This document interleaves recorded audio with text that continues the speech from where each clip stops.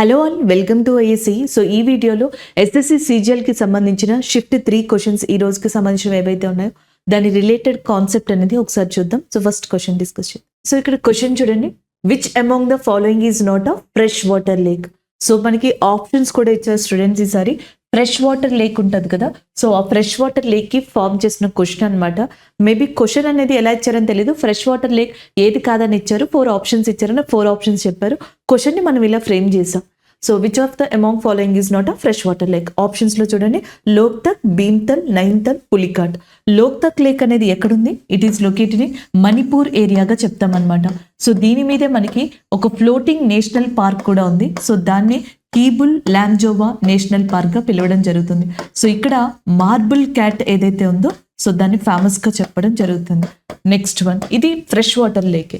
Next one Bhimtal. Bhimtal కానీ నైన్తల్ కానీ ఈ రెండు కూడా ఉత్తరాఖండ్ లో ఉన్న ఫ్రెష్ వాటర్ లేక్స్ గా చెప్పొచ్చు అనమాట. ఇకపోతే పులికాట్ లేక్ ఉంది చూసారా, సో ఈ పులికాట్ లేక్ అనేది ఫ్రెష్ వాటర్ లేక్ కాదు. సో ఇది ఒక సాల్ట్ వాటర్ లేక్, లేకపోతే సాల్ట్ వాటర్ లగూన్ కింద కూడా చెప్పొచ్చు అనమాట.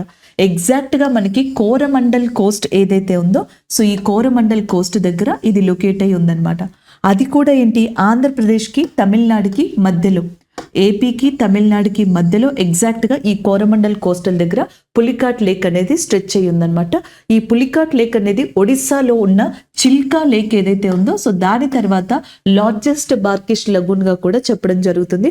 ఆప్షన్ ఏ అనేది కరెక్ట్ ఆన్సర్ అవుతుంది. మీకు ఆల్రెడీ గతంలో నేను చెప్పాను, వెస్ట్ బెంగాల్ దగ్గర మీకు సాగర్ అనే లేక్ ఉంటుంది, అది ఫేమస్ అని చెప్పేసి చెప్పడం జరిగింది. చిల్కా లేక్ కానీ లేకపోతే అనుస్పా కానీ ఇలాంటివన్నీ ఒడిస్సాలో ఫేమస్ అని, కొల్లేరు లేక్ ఆంధ్రప్రదేశ్లో అని. సో ఈ కోరమండల్ కోస్ట్ కి ఆంధ్రప్రదేశ్కి తమిళనాడుకి మధ్యలో పులికాట్ లేక్ ఉంటుందని. ఈవెన్ కొన్ని ఆర్టిఫిషియల్ లేక్స్ ఉంటాయి అన్నమాట. ఇక్కడ మనకి ఏదైతే కొడై కెనాల్ అని చెప్పేసి ఉంటుంది, కొడై కెనాల్ అనేది మ్యాన్ మేడ్ లేక్ అనమాట ఇది. సో అలాంటి క్వశ్చన్స్ ఏమన్నా అడగచ్చు. అలాగే వెంబనాథన్ లేక్ అని చెప్పేసి ఉంది కేరళలో, ఇది longest fresh water lake in ఇండియాగా చెప్పొచ్చు, వెంబనాథన్ లేక్. అలాగే ఇక్కడ నెక్స్ట్ లోనార్ లేక్ అని చెప్పేసి ఉంటుంది, ఇది వచ్చేటప్పటికి వాల్కెనిక్ లేక్. వాల్కెనిక్ లేక్ గా పిలవచ్చు లేదా దీనిని క్రేటర్ లేక్ అని కూడా పిలవచ్చు, మహారాష్ట్రలో లొకేట్ అయి ఉంది. సో మీకు వాల్కెనో తెలుసు కదండి, అగ్ని పర్వతం అని చెప్పేసి అంటాం. సో అగ్ని పర్వతం పైన మీకు ఒక డోమ్ లాంటి స్ట్రక్చర్ అనేది కనిపిస్తూ ఉంటుంది. సో ఆ డోమ్ లాంటి స్ట్రక్చర్ నే క్రేటర్ అని చెప్పేసి పిలుస్తారు. ఆ క్రేటరే మనకి లోనార్ లేక్ కింద ఏర్పడింది మహారాష్ట్ర దగ్గర. అలాగే జమ్మూ కాశ్మీర్లో ఉల్లార్ లేక్ అని ఉంది, largest fresh water lake in India. అదే జమ్మూ కాశ్మీర్లో ధాల్ లేక్ అనేది ఉంది, సోమురారి లేక్ అనేది ఉంది. సో ఇలా కొన్ని లేక్స్ అనేవి మనకి ఇంపార్టెంట్గా చెప్పొచ్చు. నాకు తెలిసి చాలా మంది ఎస్ఎస్సి స్టూడెంట్స్ మన సైడ్ అయితే ఈజీగా దీన్ని ఆన్సర్ చేయగలరు. ఆప్షన్ ఏ ఏదైతే ఉందో అది కరెక్ట్ ఆన్సర్ అవుతుంది. అలాగే కొన్ని సార్లు మీకు లాంగెస్ట్ రివర్, లార్జెస్ట్ రివర్ ఇదే తరహాలో ట్రిబ్యూటరీస్ అడుగుతారనమాట. ఎలా అడుగుతారు? ఆప్షన్ ఏలోనేమో మంజీరా అని చెప్పేసి ఇవ్వడం జరుగుతుంది, ఆప్షన్ బిలో కిన్నెరసాని అని చెప్పేసి ఇస్తారు, ఆప్షన్ సి వచ్చేటప్పటికి ఇంద్రావతి అని చెప్పేసి ఇచ్చి ఆప్షన్ డిలో హేమావతి అని చెప్పేసి ఇస్తారు. Which of the following is not a tributary of Godavari. So గోదావరికి మంజీరా, కిన్నెరసాని, ఇంద్రావతి ఇవన్నీ ట్రిబ్యూటరీసే. Whatever that Hemavati river is there, it is a tributary of Kaveri river, not గోదావరిగా చెప్పొచ్చు అనమాట. సో ఇలాంటి క్వశ్చన్ ని మనం ఫ్రేమ్ చేసుకోవచ్చు. నెక్స్ట్ వన్ చూద్దాం. సో నెక్స్ట్ వన్ చూడండి, who is the leader of 1857 revolt from Bihar అని చెప్పేసి అడిగారంట. సో జనరల్ గా 1857 రివోల్ట్ లీడర్ అని అడిగితే బహదూర్ షా 2 గా చెప్పడం జరుగుతుంది. బహదూర్ షా 2 ఈయన రైటర్ కూడా అంట. మొఘల్ సామ్రాజ్యానికి సంబంధించిన లాస్ట్ కింగ్. మొఘల్ కింగ్డమ్ అనేది ఎవరు ఎస్టాబ్లిష్ చేశారు అంటే బాబర్. అండ్ మొఘల్ కింగ్డమ్ లో లాస్ట్ కింగ్ ఎవరు అంటే బహదూర్ షా 2. సో ఈయనే 1857 తిరుగుబాటుకి నాయకత్వం వహించారు. కానీ బ్రిటిషర్స్ ఈయన్ని ఎక్కడికి పంపడం జరిగిందంటే రంగూన్, ప్రస్తుతం దీన్ని మయన్మార్ లేదా బర్మాగా పిలవడం జరుగుతుంది, అక్కడికి పంపించారు. అక్కడ ఆయన చనిపోయారు. Bahadur Shah 2 is a king as well as a writer. ఉర్దూలో చాలా ఫేమస్ రైటర్ గా చెప్తారంట. ఈయన పెన్ వచ్చేటప్పటికి జాఫర్ అనమాట, ఈయన కలం పేరు. అండ్ ఇది బహదూర్ షా 2కి సంబంధించి లీడర్. అదే హీరో అడిగారు అనుకోండి అంటే మంగల్ పాండే గారుగా చెప్పొచ్చు. సో ఈయన తర్వాతే మనకి 1857 తిరుగుబాటు అనేది రైజ్ అవ్వడం, సో చాలా చోట్లకి వ్యాప్తి చెందడం అనేది జరిగింది. బహదూర్ షా 2 గారు వెళ్ళిపోయిన తర్వాత ఢిల్లీలో 1857 తిరుగుబాటుకి నాయకత్వం వహించింది జనరల్ బఖ్త్ ఖాన్ గా చెప్పడం జరుగుతుంది. ఆయన యొక్క కమాండర్ అనమాట ఈయన. సో ఈయన నేతృత్వం వహించారు. సో అలా మనం దీన్ని చెప్పొచ్చు, జనరల్ బఖ్త్ ఖాన్. సో నెక్స్ట్ వచ్చేటప్పటికి ఈ 1857 తిరుగుబాటులో ఒక్కొక్క ప్రదేశం నుంచి ఒక్కొక్కరు మనకి లీడ్ చేయడం జరిగింది. కాన్పూర్ అనే ఏరియా ఉందనుకోండి, సో ఇక్కడ నుంచి మనకి Nana Sahib the adopted son of Peshwa బాజీరావుగా చెప్పడం జరుగుతుంది. నానా సాహెబ్ నాయకత్వం వహించడం జరిగింది. కానీ నానా సాహెబ్ ఎక్కడికి ఎస్కేప్ అయ్యారు, ఎక్కడికి వెళ్ళిపోయారన్నారు అనుకోండి, నేపాల్కి వెళ్ళిపోవడం జరిగింది. ఆయనతో పాటుగా తాంతియా తోపే కూడా ఉన్నారు. అయితే తాంతియా తోపే నేపాల్కి వెళ్ళిపోలేదు.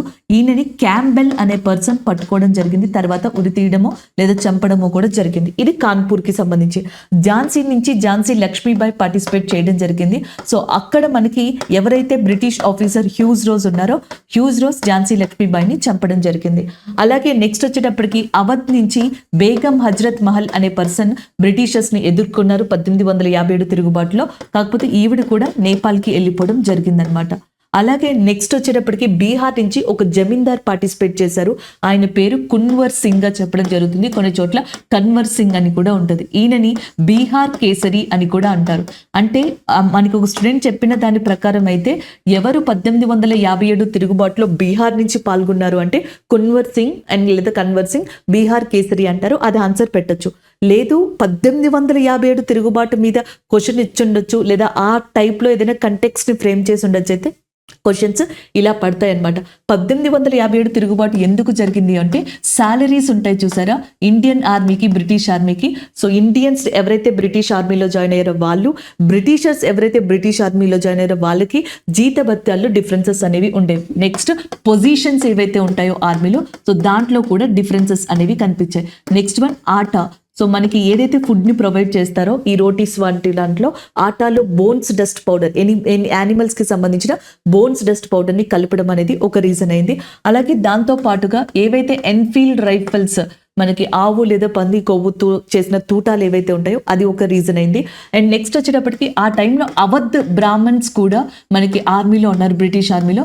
వాళ్ళని సముద్ర ప్రయాణం చేయించడం, వేరే కంట్రీస్కి తీసుకెళ్ళడం వల్ల, సో ఆ టైంలో వేదాల ప్రకారం సముద్ర ప్రయాణం చేస్తే క్యాస్ట్ని కోల్పోయినట్టుగా కూడా భావించేవాళ్ళు. ఇది కూడా రీజన్ అయింది. సో ఇవన్నీ 1857 తిరుగుబాటుకి కారణం. సో నేను ఈ రోజు చూసిన షిఫ్ట్స్లో, ఈ రోజు చూసిన క్వశ్చన్స్ యాక్చువల్గా ఇండియన్ నేషనల్ మూవ్మెంట్కి సంబంధించిన వాటి నుంచి క్వశ్చన్స్ వస్తున్నాయి. వెర్నాక్యులర్ ప్రెస్ యాక్ట్ కానీ, లేకపోతే 1857 తిరుగుబాటు కానీ ఈ రోజు చూసామన్నమాట. ఇలాంటివి ఏమన్నా ఉంటే చూడండి. అలాగే ఫాదర్ ఆఫ్ ఇండియన్ రైల్వేస్ అని చెప్పేసి డల్ హౌసీని పిలవడం జరుగుతుంది. డల్ హౌసీ ప్రవేశపెట్టిన దాంట్లో మనకి డాక్ట్రైన్ ఆఫ్ లాప్సీ అనేది ఒకటి, రాజ్య సంక్రమణ సిద్ధాంతాన్ని ప్రవేశపెట్టింది ఆయన. అలాగే సబ్సిడరీ అలయన్స్, సైనిక సహకార పద్ధతి అంటాం దీన్ని. లార్డ్ వెల్లెస్లీ ఎవరైతే ఉన్నారో ఆయన ప్రవేశపెట్టడం జరిగింది. బెంగాల్ని విభజించాలనే ప్రపోజల్ పెట్టింది ఎవరు అంటే లార్డ్ కర్జన్ గా చెప్పడం జరుగుతుంది. సో ఇలా కొన్ని క్వశ్చన్స్ చూసుకొని నెక్స్ట్ వన్ చూద్దాం. So next question, Mizoram related dance అడిగారంట. ఆల్రెడీ మనం కొన్ని ఫోక్ డాన్సెస్ ని కవర్ చేసినప్పుడు చేర్వా అనే ఒక ఫోక్ డాన్స్ ని కవర్ చేసాం. దీన్ని బ్యాంబో డాన్స్ అని కూడా అనొచ్చు. ముఖ్యంగా వెదురు కర్రలు ఏవైతే ఉంటాయో సో వాటితో 6 నుంచి 8 మంది ఈ డాన్స్ ని చేస్తారంట. సో మనకి ఆంధ్రప్రదేశ్లో కోలాటం ఎలా చేస్తారు, సో అలాగే ఇప్పుడు మనకి మిజోరంలో ఈ బ్యాంబో కర్రలతో డాన్స్ చేస్తారంట 6 to 8 పీపుల్. దాన్ని చేర్వా అని చెప్పేసి అంటారు. మేబీ ఆ ఆప్షన్స్లో అది ఉంటే పెట్టచ్చు. లేదా తలాంగం అని చెప్పేసి ఒకటి ఉంటుంది. మిజోరం యొక్క ఫేమస్ మ్యూజిక్ ఉందన్నమాట, దాని పేరు పునాజాయ్. సో పునాజాయ్ అనే ఏదైతే మ్యూజిక్ ఉంటుందో మిజోరంలో అది చాలా ఫేమస్. ఆ మ్యూజిక్కి ఈ ఫోక్ డాన్స్ వేస్తారంట, త్లాంగాం అనేది.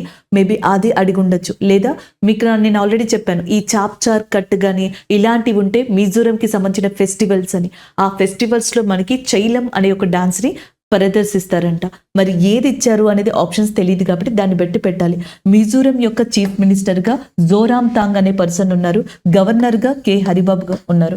అలాగే నెక్స్ట్ వచ్చేటప్పటికి లుషాయ్ హిల్స్ అని చెప్పేసి ఉంటే లుషాయ్ మౌంటైన్స్, అవి మిజోరంలో ఫేమస్. అలాగే అక్కడ మనకి ట్రైబ్స్ కూడా ఉన్నారనమాట, లుషాయ్ ట్రైబ్స్ అనేవాళ్ళు. హమార్ ట్రైబ్స్ ఒకటి, పాయ్ ట్రైబ్స్ ఒకటి, అండ్ ఇవందరూ కూడా ఇంపార్టెంట్ ట్రైబ్స్ ఇన్ మిజోరం అనమాట. బారాక్ నది, టాంగ్ నది, తియాన్ నది, ఇవన్నీ కూడా ఇంపార్టెంట్ రివర్స్ ఇన్ మిజోరంగా చెప్పొచ్చు. సో దానికి సంబంధించింది అండ్ ఇది information. So next one, GDP deflator formula అడిగారంట. సో జనరల్గా మనకి జీడిపి అంటే ఏంటి, ఒక పర్టిక్యులర్ ఏరియాలో ఒక పర్టిక్యులర్ టైంలో, ఇండియానే తీసుకోండి, with in the India 1 year financial year, ఒక పర్టికులర్ ఫినాన్షియల్ ఇయర్లో గూడ్స్ అండ్ సర్వీసెస్ ఏవైతే ప్రొడ్యూస్ అవుతాయో వాటిని క్యాలిక్యులేట్ చేసేదే జీడిపిగా చెప్పడం జరుగుతుంది అనమాట. సో అది అయితే ఈ జీడిపి డిఫ్లేటర్ ఉంది చూసారా, సో దీని ఫార్ములా వచ్చేటప్పటికి nominal GDP by real GDP into 100. Nominal GDP అంటే దీంట్లో ఇన్ఫ్లేషన్ అనేది అడ్జస్ట్ చేయరు అనమాట. సో జనరల్గా న్యూ గూడ్స్ అండ్ సర్వీసెస్ ఏవైతే ప్రొడ్యూస్ అవుతాయో వాటి కాస్ట్ని ఇక్కడ దాంతో కంపేర్ చేస్తారు. రియల్ జీడిపిలో ఇన్ఫ్లేషన్ని అడ్జస్ట్ చేయడం కానీ, సో కాన్స్టెంట్ ప్రైజెస్తో కంపేర్ చేయడం కానీ ఇవన్నీ ఉంటాయన్నమాట. సో వీటితో మనకి ఇంటూ 100 చేస్తే వచ్చేది జీడిపి డిఫ్లేటర్. సో దీన్ని ఎందుకు యూజ్ చేస్తారు? వస్తువులు ఏవైతే ఉన్నాయో గూడ్స్ యొక్క ప్రైజెస్ అనేవి పెరిగినయా తగ్గినయా, ఇన్ఫ్లేషన్ అనేది ఎలా ఉంది, అవన్నీ కూడా చెప్పడానికి జీడిపి డిఫ్లేటర్ అనేది యూస్ అవుతుందంట. సో అలా దీన్ని యూజ్ చేసుకోవచ్చు. నెక్స్ట్ వచ్చేటప్పటికి మేబీ నేషనల్ ఇన్కమ్ అడిగారు అనుకోండి. సో ఇది ఎంత పెద్దగా ఉంది కానీ నో ప్రాబ్లం. నేషనల్ ఇన్కమ్లో ఏమవుతుంది అంటే మనకి ఒక ఫినాన్షియల్ ఇయర్లో ఎంతైతే ఖర్చు పెడతామో, ఎంతైతే వస్తుందో, ఒకటి కన్సంప్షన్ కావచ్చు, గవర్నమెంట్ ఎక్స్పెండిచర్ కావచ్చు, అలాగే ఇన్వెస్ట్మెంట్స్ ఏవైతే ఉంటాయో అవి, next net imports and exports, మనకి ఎక్స్పోర్ట్స్ మైనస్ ఇంపోర్ట్స్ ఉంటుంది కదా, ఎగుమతులు దిగుమతులు, సో నెట్కి సంబంధించి అవి, అలాగే నెక్స్ట్ మనకి మన కంట్రీ వ్యక్తులు ఫారెన్ ఏరియాలో ఉండి మనకి పంపిస్తూ ఉంటారు మనీని కానీ, డిపాజిట్స్ చేయడం కానీ, అవన్నీ ఇందులోకి తీసుకుంటాం. సో వేరే కంట్రీ వ్యక్తులు మన కంట్రీలో ఉండి మనీని జనరేట్ చేయడం అంటే మనకి మల్టీనేషనల్ కంపెనీస్ మన కంట్రీలో పెట్టడం, లేకపోతే వాళ్ళు వచ్చి ఏదైనా బిజినెస్ చేయడం with in the our country. So ఆ మనీని తీసుకుంటాం. అలాగే నెక్స్ట్ వచ్చేటప్పటికి మన వాళ్ళు వేరే చోట్లకి వెళ్ళి ఏదైనా మనకి బిజినెస్ చేయడం, ఉద్యోగం చేయడం ద్వారా సంపాదించడం, ఇలా ఏదైతే సర్వీసెస్ వల్ల ప్రొడ్యూస్ అవుతుందో అదనమాట. సో ఇవి టోటల్గా క్యాలిక్యులేట్ చేసేదే నేషనల్ ఇన్కమ్గా చెప్తాం. పర్ క్యాపిటా ఇన్కమ్, తలసరి ఆదాయం, టోటల్ ఇన్కమ్ బై టోటల్ పాపులేషన్ని చెప్పొచ్చు అనమాట. షార్ట్ టైంలో ఇంతకన్నా చెప్పలేమండి, ఇంకా ఈజీగా చెప్పచ్చు, ఇంకా మనం డిఫరెంట్గా చాలా వాటిని ఎక్స్ప్లెయిన్ చేసుకోవచ్చు. కానీ మీకు ఏం చేసినా ఎట్ ద ఎండ్ ఆఫ్ టైంలో షిఫ్ట్స్లో మారుస్తూ వస్తున్నారు. ఈ టైంలో మిమ్మల్ని ఎక్కువగా టైంని వేస్ట్ చేయించడం కరెక్ట్ కాదు. అందుకే కొద్దిగానే మాత్రమే మనం ఇక్కడ చెప్పుకుంటున్నాం. ఒకటి పర్ క్యాపిటా ఇన్కమ్ మీకు తెలిసే ఉంటుంది. హ్యూమన్ డెవలప్మెంట్ ఇండెక్స్ లాంటి వాటిలో కూడా జనరల్గా మనం ఒక మెజర్మెంట్గా దీన్ని తీసుకుంటాం. అలాగే నేషనల్ ఇన్కమ్ అండ్ నెక్స్ట్ వచ్చేటప్పటికి GDP and real GDP, nominal GDP, GDP deflator, ఇలాంటివి ఒకసారి చూసుకోండి. సో నెక్స్ట్ క్వశ్చన్ చూడండి, wings of fire related which game అని చెప్పేసి క్వశ్చన్ అన్నారు. యాక్చువల్గా విచ్ గేమ్ అని వచ్చుండదు, నాకు తెలిసి వింగ్స్ ఆఫ్ ఫైర్ బుక్ అని వచ్చుంటుంది. ఎందుకంటే wings of fire is a famous book which is written by Abdul Kalam sir. So చాలా మందికి ఇది ఒక ఇన్స్పిరేషన్ అయింది.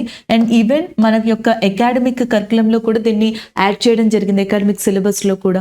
కాబట్టి maybe wings of fire book అనేది ఎవరికి రిలేటెడ్, ఎవరు రాశారు ఇలా అడుగుంటారు, అబ్దుల్ కలాం సార్ అనేది ఆన్సర్ అవుతుంది. అలాగే నెక్స్ట్ ఇగ్నిటెడ్ మైండ్స్ కానీ, యూఆర్ యూనిక్ కానీ, ఇవన్నీ కూడా నెక్స్ట్ ఇండియా 2020 ఈ బుక్స్ అన్ని రాసింది అబ్దుల్ కలాం గారే. అలాగే మై ట్రూత్ అనే బుక్ని రాసింది మనకి ఇందిరా గాంధీ గారు అనమాట. ఇందిరా గాంధీ గారి టైంలోనే నేషనల్ ఎమర్జెన్సీ అనేది రావడం జరిగింది. 1971 బంగ్లాదేశ్ వార్ అనేది జరిగింది. గరీబీ హటావో అనే నినాదాన్ని ఇచ్చింది కూడా ఇందిరా గాంధీ గారే అనమాట. So next one the Indian struggle అని చెప్పేసి ఉంది. సో ఈ బుక్ వచ్చేటప్పటికి సుభాష్ చంద్రబోస్ గారు రాయడం జరిగింది. జై హింద్ అనే నినాదాన్ని ముందుకు తీసుకెళ్లిన వ్యక్తి, ఫార్వర్డ్ బ్లాక్ పార్టీ అనే దాన్ని కూడా ఈయనే స్థాపించడం జరిగింది. నెక్స్ట్ వన్ గోల్డెన్ థెర్షోల్ అనే దాన్ని సరోజినీ నాయుడు గారు రాశారనమాట. So Sarojini Naidu garu the first female governor of ఇండియాగా చెప్పొచ్చు. అది ఉత్తరప్రదేశ్కి గవర్నర్ అయ్యారు ఈమె. సెకండ్ రౌండ్ టేబుల్ కాన్ఫరెన్స్కి గాంధీ గారు కూడా అటెండ్ అవ్వడం జరిగింది. 1925లో ఐఎన్సీకి కాన్పూర్ అధ్యక్షత వహించారు. కాన్పూర్కి ఐఎన్సీ సమావేశానికి అధ్యక్షత వహించారు. అలాగే నెక్స్ట్ మనకి సాల్ట్ క్వీన్ ఆఫ్ ఇండియా, ఉప్పు సత్యాగ్రహ రాణిగా కూడా సరోజినీ నాయుడు గారిని చెప్తారు. ఇంకా ఆమె చాలా బుక్స్ రాశారు. అండ్ నెక్స్ట్ వచ్చేటప్పటికి ఇండియా డివైడెడ్ ఈ బుక్ని రాసింది the first president of India Babu Rajendra Prasad garu. ఈయనే కాన్స్టిట్యూషన్ అసెంబ్లీకి కూడా చైర్మన్గా వర్క్ చేసి ఉన్నారు. సో ఈయనే ఈ బుక్ని రాయడం జరిగింది. అలాగే పివి నరసింహారావు గారు మనకి ప్రైమ్ మినిస్టర్ ఆఫ్ ఇండియాగా వర్క్ చేశారు. ఈయన ద ఇన్సైడర్ అనే బుక్ని రాశారు. అలాగే ప్రిజన్ డైరీ అనే బుక్ని జయప్రకాష్ నారాయణ్ గారు రాశారు. ఎగ్జామ్ వారియర్ అనే ఒక బుక్ ఉంది. సో దీనిని ప్రధానమంత్రి నరేంద్ర మోడీ గారు రాయడం జరిగింది. అలాగే farmer prime minister Manmohan Singh గారు చేంజింగ్ ఇండియా అనే బుక్ని రాశారు. మై అన్ఫర్గెట్టబుల్ మెమరీస్ అనేదాన్ని మమతా బెనర్జీ గారు రాయడం జరిగింది. బ్యాక్ టు వర్క్ అనేదాన్ని బిల్ క్లింటన్ రాశారు. సో ఇలా number of persons, number of books రాశారు. మేబీ ఈ క్వశ్చన్ చెప్పడం మనకి ఇట్లా చెప్పారు, wings of fire related which game లాంటి క్వశ్చన్ అని. గేమ్ అనేది పాసిబుల్లే కాదు అనుకుంటున్నాను, ఎందుకంటే మేబీ ఇలాంటి దాని మీద పాపులర్ గేమ్స్ అయితే ఏం లేవు. బుక్ అయితే మాత్రం అబ్దుల్ కలాం సార్కి సంబంధించి ఉంది. So next one dancer Padmaja Reddy related question అనమాట. సో రీసెంట్గా మనకి 2022లో 2022లో పద్మ అవార్డ్స్ని ప్రకటించారు కదా. సో దాంట్లో డాన్సర్ పద్మజారెడ్డి గారు పద్మశ్రీ అవార్డుని తీసుకున్నారు. ఈమె ఆంధ్రప్రదేశ్ యొక్క క్లాసికల్ డాన్స్ అయిన కూచిపూడి నాట్యంలో సుప్రసిద్ధులన్నమాట. సో అలాగే కూచిపూడి నాట్యానికి సంబంధించిన ఒక ప్రత్యేకమైన డాన్స్ ఫామ్ని కొరియోగ్రఫీ చేశారు. దాని పేరు కాకతీయంగా చెప్తున్నారనమాట. అంటే 2022లో ఏవైతే పద్మ అవార్డ్స్ వచ్చాయో దాంట్లో స్పెసిఫిక్గా మనకి సెలెక్ట్ చేసుకుని అడుగుతున్నారు. అది కూడా ఆర్ట్ అండ్ కల్చర్కి సంబంధించి. సో మనకి ఫస్ట్లో నర్తకి నటరాజన్ గారి గురించి అడిగారు షిఫ్ట్ 2లో, షిఫ్ట్ 1లోనో. మళ్ళీ ఇప్పుడు మనకి డాన్సర్ పద్మజారెడ్డి గారి గురించి అడుగుతున్నారు. సో అదొకసారి చూసుకోండి. దాన్ని బేస్ చేసుకుని కొన్ని క్వశ్చన్స్ తీశాను నేను.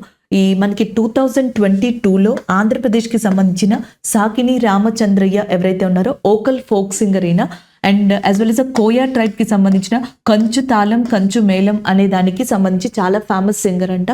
సో ఆయనకి అవార్డు ఇచ్చారు, పద్మ అవార్డు. అలాగే ఈ సంవత్సరం రషీద్ అహ్మద్ కాదిర్ అనే పర్సన్కి బిద్రీ ఆర్ట్ అని చెప్పేసి ఉందంట, హ్యాండీక్రాఫ్ట్ ఆర్ట్. సో దాంట్లో పద్మశ్రీ అవార్డు ఇవ్వడం జరిగింది. నేను ఇక్కడ ఇది ఎగ్జాంపుల్గా ఇచ్చాను అనమాట. అంటే మనకి ఫోక్ ఆర్ట్ అండ్ కల్చర్లో 2022కి సంబంధించి ఎస్పెషల్గా స్ట్రెస్ చేసి అడుగుతున్నారు. డాన్స్ మీద క్వశ్చన్స్ పడుతున్నాయి. ఇవి ఎలా పడుతున్నాయి అంటే రెండు రకాలుగా. ఒకటి 2022లో ఎవరికైతే అవార్డ్స్ వస్తున్నాయో సో వాళ్ళని స్పెసిఫిక్గా అడిగారు, పద్మ అవార్డ్స్ కానీ ఇవి ఇలాంటివి కానీ. లేకపోతే ఇప్పుడు న్యూ జనరేషన్, ఓల్డ్ జనరేషన్ అంటే పండిట్ రవిశంకర్ సారు, జాకీర్ హుసేన్ గారు ఇలాంటివి. ఇప్పుడు న్యూ జనరేషన్లో 19th 20th సెంచరీలో ఎవరైతే బాగా ఫేమస్గా ఉన్నారో 20th సెంచరీ అలాంటి పర్సన్, శివమణి గురించి అడిగారు చూసారా. సో నాటు నాటు సాంగ్ ఇలాంటివి కొన్ని ఈ జోనర్లో అడుగుతున్నారు. ఒకసారి మీరు ఆల్రెడీ ఒక జోనర్ ప్రిపేర్ అయ్యి ఉంటారు. మనం ఎస్ఎస్సి చదివినప్పుడు చదువుతాం instruments, music persons, famous musicians, వీళ్ళని ఎక్కువగా కవర్ చేయం, కరెంట్ అఫైర్స్లోనే చూస్తాం. ఒకసారి వీళ్ళని కూడా చూడండి, ఎటు నుంచి ఎటు క్వశ్చన్ ఇచ్చినా రాయగలరు అనమాట. So next one, according to Hindu calendar Diwali celebrated in which month? Kartika మాసంలో, అంటే నవంబర్ మంత్లో మనం సెలబ్రేట్ చేసుకున్నాం కదా, అక్టోబర్ టు నవంబర్ మధ్యలో, అది కార్తీక మాసమే అవుతుంది కాబట్టి అది ఆన్సర్ అవుతుంది. అదే ఉగాది అయితే మనం చైత్ర మాసంలో దాన్ని సెలబ్రేట్ చేసుకుంటాం. ఇది జనరల్గా అడిగిన క్వశ్చన్ అండి. ఎక్కడి నుంచి అడిగారు, ఏ జోనర్ అనేది లింక్ లేదు మనకి. సో జనరల్గా మనం మాట్లాడుకున్నప్పుడు అనమా, అట్లానే ఒక ఫేమస్ ఫెస్టివల్స్లో ఈ తెలుగు క్యాలెండర్స్ అనేవి కూడా మనం పర్టికులర్గా తీసుకుంటాం కదా, అలా దీన్ని అడగడం జరిగిందనమాట. సో ఒకసారి ఇస్లామిక్ క్యాలెండర్కి సంబంధించి కూడా కొన్ని ఫెస్టివల్స్ ఉంటాయి, ఆ డేట్స్ ఒకటి ఉంటే ఒక్కసారి కుదిరితే చూడండి, లేకపోతే సింపుల్గా వదిలేసేయండి. ఇది క్వశ్చన్ ఫార్మెట్ అనమాట.